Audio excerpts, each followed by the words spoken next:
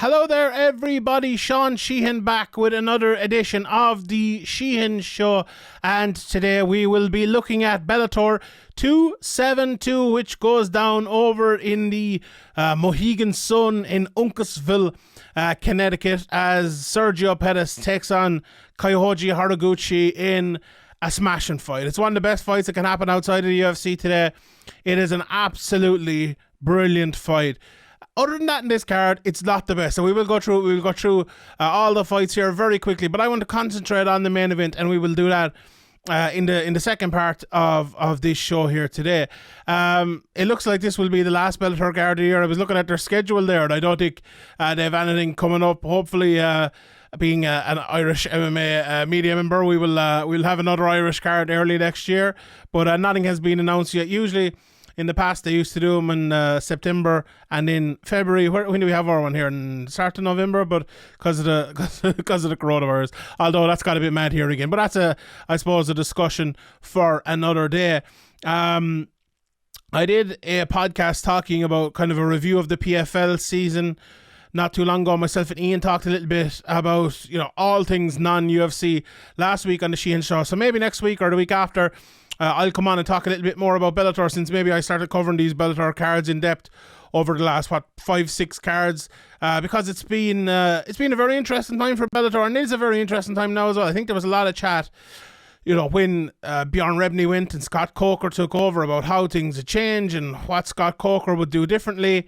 And then he has done a lot of things differently, and I suppose it's not a conversation we have over the fullness of maybe the promotion and what the promotion is doing and the way the promotion is looking. So that's something I will definitely talk about in the next while. But one thing the promotion definitely has been doing, right, is putting on some high level fights at the top of their cards. Like, maybe not every card, maybe not every week, but you have fights here now, and we mention it regularly, that are the caliber of the UFC. They're the caliber of a top level UFC fight that could be for a title in the UFC. They're that good. And I think that's what we have here in the main event with Sergio Pettis and Horiguchi. The thing about that is the undercard here, and a lot of the undercards we've had recently, and I suppose this may be a discussion for the next day, is not as exciting as maybe a UFC undercard can be when they stack it. But also the UFC undercards recently haven't been that exciting. So maybe there's a bit of that all over MMA. But I digress. So let's start. And we will talk more about the main event and obviously more about Bellator today and in the rest of the week. The first fight tonight, and obviously I'm recording this a little bit early, so depending on when it comes out. I've heard of one fight falling out already, possibly. So I'll talk about it anyway here, and if it falls out, it falls out, and it's higher up in the card. It's not one of the first ones, a couple of fights anyway. So and you can check out all the list of fights here as well. I'm sure they'll be up on screen, but Bellator 272 over on Sherdog here on the website gives you the full list of who's fighting and their records and everything like that. It's really handy, Sherdog's been down there a long time, and maybe sometimes we get too used to it, but it's a fantastic resource, and it tells you, where everyone's training and their everything like that. So it's absolutely fantastic. So the first fight tonight, Johnny Eblen versus Collin, Huckbody Eblen. Out of ATT, he's 9-0, 29 years of age, fighting at 185 pounds. This will be his, sixth Bellator fight. Not many names on his ledger, I suppose, yet, but he came over from Shamrock FC, who are a pretty good, kind of local promotion over in the US. They've produced a lot of fighters recently that have come into Bellator especially, and I know they're a promotion that's ran pretty well. So when you see someone coming out of there, I think that's one of the names now you need to look out for as well. And he's, 9 fights in the space of just over 3 years, 4 years now at this stage, I suppose. Started in July 2017. So he looks like a guy who is, we see a lot in Bellator undercards that there is, they have their undefeated guys coming through. Maybe there are a couple of new signings, they're prospects, and they come in and they get a test in their first couple of fights. He's had a few fights now, and against Huckbody here, his record 10-3. This is his Bellator debut, if I'm not mistaken, but he's come through the CFFC, route, I suppose. He was in Dana White Contender Series as well. He won his fight there but didn't get signed. Lost his second last fight but beat Nick Krause in his last fight. He's a fight against Bevan Lewis. He lost that in LFA back in the day a while back. But, you know, not a bad record either. A lot of submissions on his ledger there as well. He won 3 fights in a row. In 2019/2020, all by head and arm choke. So we might know what he'll be looking for here come the weekend. So yeah, that's a good way to open it, I suppose, and it should be a fun fight there in that one. Next fight up then is Dan Moret versus Ricardo Sias. Moret is fighting out of the MMA lab, which obviously we know of Vincent Henderson and a lot more. He is a very, very good fighter. He beat Gochi Yamaguchi in his last fight, who is, you know, a guy that I suppose Bellator have been promoting an awful lot recently. That was back at the start of this year, April 2021. So he's fighting in the UAE Warriors before that. Obviously, we've seen him in the UFC as well. You know, he lost to Jared Gordon, Alex White and Gilbert Burns, which, Jesus, is a pretty tough trio of fights, especially starting off with Gilbert Burns. And, you know, even before that, he fought Hanny Barsolas and Bobby Moffett outside of the big organizations maybe, and Luke Sanders as well, who is, you know, was a long time bet in the UFC. Kai Kamaka then, who I've been a fan of for a good while, and a more exciting style maybe than he's given credit for. Fought his last 4 fights in the UFC, ended up beating Tony Kelly, lost 2 fights in a row and then got a draw the last time before he left. He has a few fights in Bellator previously, and I suppose he'll be happy to kind of come back to Bellator then again. Now he's fighting John De Jesus here in this one, who is 14-9. You probably remember him. He fought Aaron Pico a couple of fights ago, but came back again and got the win over who was it, John Teixeira, I think, in the middle of this year. So, you know, he's 4th Bellator fight now in a row. You know, he's fought. He lost to Bill Algeo back in the day, who, you know, and Pat Sabatini was fighting a couple of weeks ago in the UFC. So he's a lot of, you know, kind of high level opponents on his ledger. So that should be a fun one as well there. We'll run through these pretty quickly. There's a couple of rushes, one Russian anyway on the card. Alexandr Shabliy, who, you know, he fought Alfie Davis in his last fight and ended up winning that fight. And I've a great time for Alfie Davis. Obviously, he's fighting out of England, and I know him a little bit better, and he's a very, very good fighter. So to have a win over him and a record like 20-3, you just know Shabliy is going to be a very, very, very good fighter. He's beaten Adriano Moraes, you know, a lot of fights down through the years, fought in ACB, you know, when they were putting on all those tough fights. So, you know, he's only lost 1 fight in the last 7 years. 2000, you know, he's only lost to Edward Vartarin since 2013. So that is an unbelievable record there. And his opponent on Friday night, I think, is it Saturday night? I don't know. Is Bobby King, who has won his last 4 in a row, beat Steven Seiler before getting into the UFC, beat Nick Newell, obviously, into Bellator, beat Nick Newell in his last fight as well. And, you know, this is kind of his first shot at the big show, so getting a tough matchup here, but I think it should be a fun fight. It should be well able for that one. In a guy with the best name in the world, Killys Mota against Mike Hamel. Mota is fighting in his 3rd Bellator fight now in a row, lost to Derek Anderson, who's a very good fighter before this, so there's no shame in that, I suppose. But he, you know, he's fought Bobby Lee previously as well, and others. And he's going to be fighting Mike Hamel at the weekend. Mike Hamel obviously been around for a while now, fighting out of the MMA lab. He has this will be his 4th Bellator fight. He feel like he's a lot more, but he's fought in LFA as well. You know, fought Usman or Magomedov at the start of this year as well. Put up a pretty good fight in that one. Beat Bryce Logan in his last fight. You know, lost to Adam Barrocks before that, but that's some tough matchmaking he's been getting himself into, and it's a tough one as well. He sees himself in this weekend, but I'm sure he'll be well able for it. Then you know, the Georgian explosion, we've seen a lot of it. Levan Kolecki here is fighting. He fought Kyle Crutchmer in his last fight, and he ended up losing that one in his Bellator debut. debut. But he's a good bit of experience. As I mentioned, 10 fights in. He's fighting Vinicius de Jesus, who is similarly 9-4, a couple of more fights. But he fought, Austin van der Voort in his last fight. But that was all the way back in 2020. It's a good bit now. It's almost a year, just over a year actually, since he fought in that fight. A lot of fights at CES, fought Joaquin Buckley back in the day in Bellator as well, back in 2017. He made his debut against Anderson Silva. I don't think it's the same Anderson Silva, but although 2013, is it the same Anderson Silva? Maybe it is the same Anderson Silva. I don't think it is though. But yeah. That is another one there as well.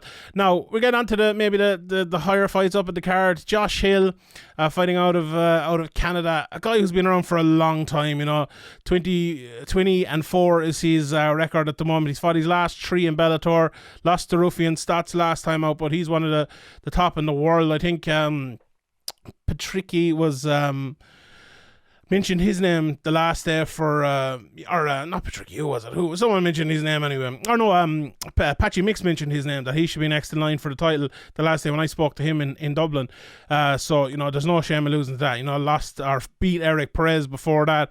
And Hill has had fights all over the place. Fought Marlon Moret in World Series of Fighting, and has fights all the way back to 2009. He's been fighting, so he's been around the world, let's put it that way, and has had some tough ones. But maybe this is the biggest run of his career coming up. He's fighting Jared Scoggins, who is another guy who's 10-1. He feels like he's more fights than that. He's been around for a good while as well.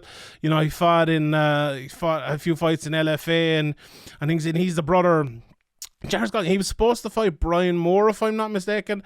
That's why I know, but I'm mixing him up with his brother. But he's 9-1 anyway, and he's been fighting since 2015. So for a guy who was, I suppose, he's beat Cody Durden a couple of fights ago, and we saw him at the weekend winning in the UFC. So a pretty good opponent there for Josh Hill. So let's see that one. Kyle Crutchmer, 7-1 as well. I was kind of surprised to see him on this card. I suppose he fought in June, so I suppose it's not that long of a turnaround, I suppose, but he fought 15 minutes in that one and won it. Lost his fight before that on the Cyborg versus Blinkow fight, but is 3-1 now in Bellator after coming through the XFL scene. Hard-nosed wrestler who's kind of can fight everywhere. Anyone who you see coming out of AKA, we've heard Daniel Cormier and stuff talking about him, so he's going to be good. But Oliver Enkamp, as we know, especially on this scene, he's been around for I feel like I've said everyone's been around for a long time, but we've seen him in the UFC, fighting the likes of Danny Roberts and Nardine Taleb. Okay, he got 2 losses there, but coming out fighting Lewis Long, Walter Gahadza. He was on that card in Dublin that I was at the start of the pandemic, and you can't help but be impressed by Enkamp. He's such like an athlete and so strong, and he has it all really. Like his last fight, getting that Japanese necktie, he's a good few submission wins in his career, and he's definitely one of those guys where you can't rest anywhere against him, because he is really, really good everywhere. So he is. JJ Wilson and Oliver Enkamp are probably the 2 names on this card that I would be most looking out for. But Kyle Crutchmer is not going to be an easy fight for him whatsoever. It's a good matchup there and good matchmaking, so I'm looking forward to that one. Probably the most experienced guy on the card is El Matador Emmanuel Sanchez, who's 20-6, a staple of Bellator for years and years and years. His last 2 fights were against Patricio and Mads Burnell, probably, apart from AJ McKee, 2 of the best fighters. Yeah, AJ McKee. I always think I mess up AJ McKee's name for some reason, but anyway, probably 2 of the best fighters in Bellator. I think a lot of Mads Burnell. He went to a unanimous decision. That was a close enough fight, if memory serves me correctly. Beat Daniel Weichel before that, as a win against Georgie Carcanian back in 2019, and Sam Cecilia, Daniel Strauss, Daniel Pineda, Justin Lawrence, Henry Corrales. Some of the names on there are absolutely fantastic. All the way back to 2011. Emmanuel Sanchez has been doing it. Loads of submissions in there, a lot of close fights as well. At one stage, he had 4 split decisions in a row, and in a run of like 6 or 7 decisions in a row. So he's one of those guys. He will never give up. He'll always, a ruthless sport fighter. We'll talk a little bit about obviously Sergio Pettis in a bit of it. One of those guys. Really, it's Jeremy Kennedy then. who is 16-3. He has had his last 2 fights in Bellator, lost to Adam Barrocks, but beat Matt Bissett, and had a good run in the PFL before that. Beat Steven Styler, and he's a guy who's fought Alexander Volkanovski obviously in the UFC and lost, and that's probably a tough way to get out of the UFC. But before that, he'd won 3 in a row in the UFC. Beating Kyle Bochniak, who's still around as well. So it's a good test when he coming in here after a loss to Adam Barrocks, I suppose, for Kennedy, and Sanchez will always bring it, so that should be fun. Right, let's get to the main event here, because that's the main one we know we want to talk about. And Sergio Pettis, the bantamweight champion, fighting against Kyoji Horiguchi. Like, Pettis went out of the UFC. We saw Rob Font fighting at the weekend. He was Sergio's last loss. Obviously, Sergio beat Tyson Nam, but then got released, and not necessarily got released, but went to Bellator anyway. I actually watched his fight today with a Caucasian. It was that guillotine after the big shot. Then obviously beat Ricky Bandejas and Juan Archuleta as well, who's obviously a really, really good fighter. And back through the years, he's beaten Brandon Moreno, the 125-pound champion in the UFC, beat Joseph Benavidez, and a lot more as well. And Horiguchi's another guy who left the UFC and just went from strength to strength. Obviously, he lost to Kaya Sakura, but came back and won that fight in the rematch. Beating Darian Caldwell when he came over to Bellator, but his Rizin run has been unreal. Beat Darian Caldwell in Rizin as well.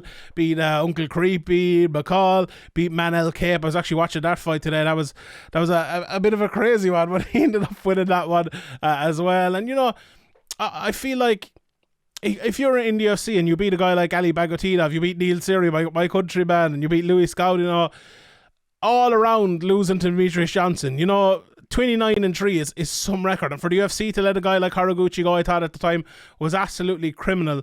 But he has gone from strength to strength, and I think if he looks back now, he probably think it was a little bit of a blessing in disguise. But for me, this fight, it's a very, very interesting fight.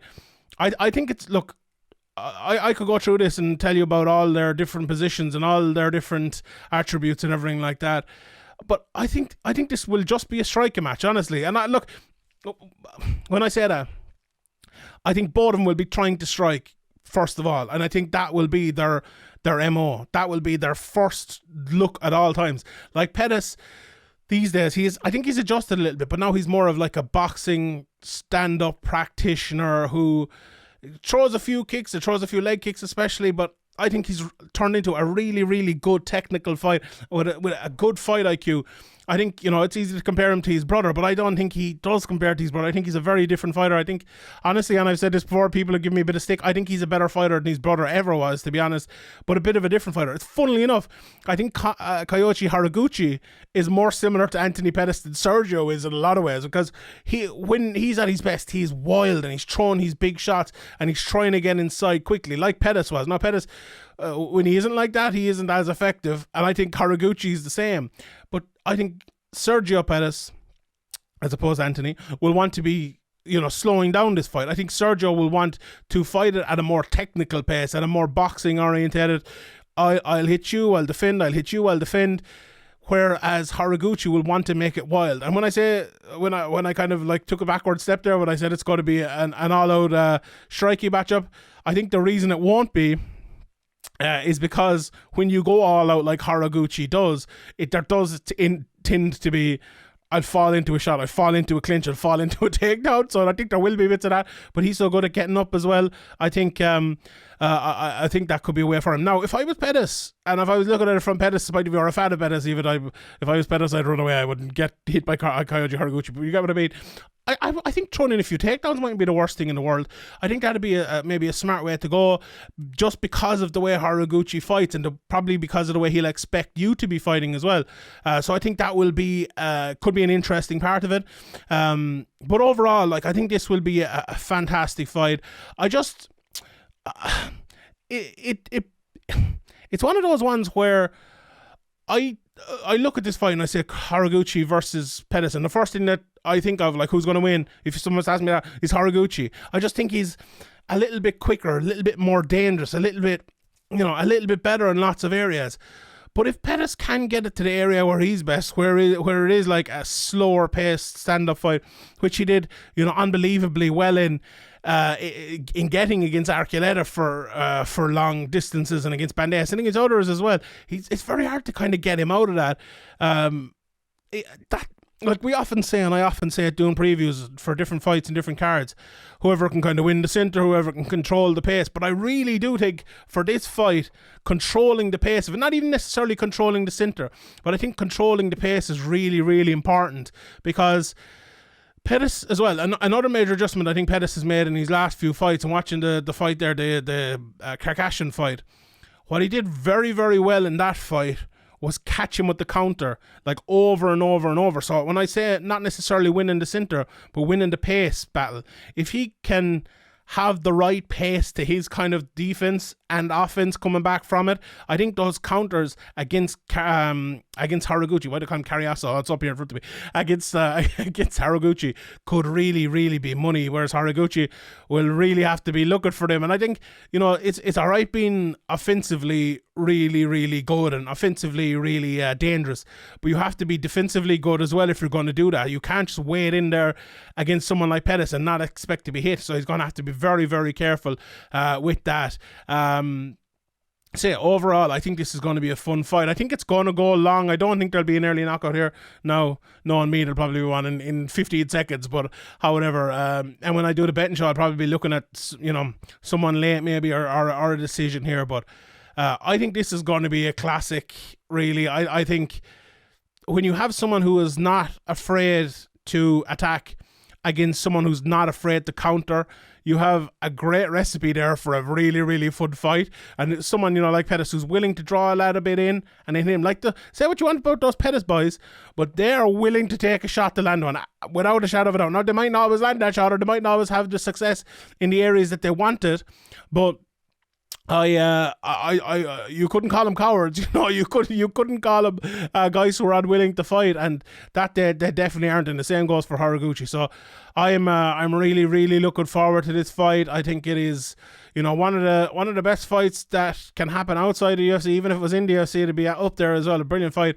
and we could have a late candidate here for fight of the year. So yeah, really, really looking forward to it. I'll run you quickly through the card again. So Johnny Eblen against Collin, Huckbody starts us off. Dan Moret against Ricardo Seas. Obviously, this card is subject to change as well.